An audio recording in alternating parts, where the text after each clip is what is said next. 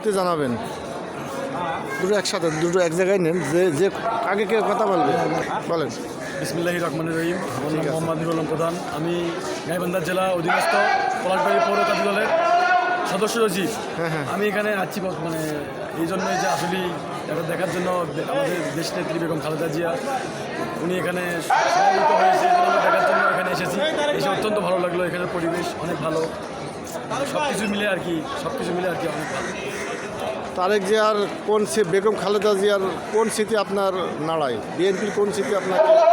আমাদের দেশনেত্রী বেগম খালেদা জিয়া বলেছিলেন যে আমার দেশের বাইরে কোনো ঠিকানা নেই, আমার দেশের মাটিতে আমার ঠিকানা। উনি আপোষের নেত্রী, কখনোই উনি আপোষ করেননি। আর উনি বাংলাদেশের প্রধানমন্ত্রী ছিলেন, নারী প্রধানমন্ত্রী ছিলেন। নারী বিষয়ে উনি অত্যন্ত নারীর যে প্রকল্পগুলো ছিল অনেক উনি অত্যন্ত ভালো কাজ করছে। মহানায়ক তারেক জিয়া কি তার মা বাবার আদর্শ কতটুকু ধরে রাখতে পারবে?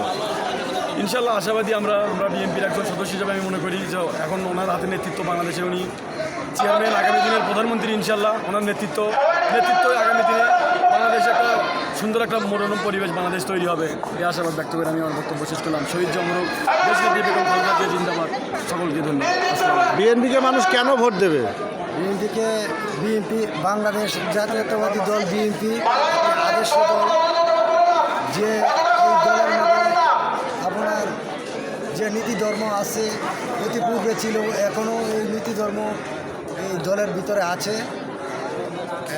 এই কারণে ভোট দিবে। ধন্যবাদ।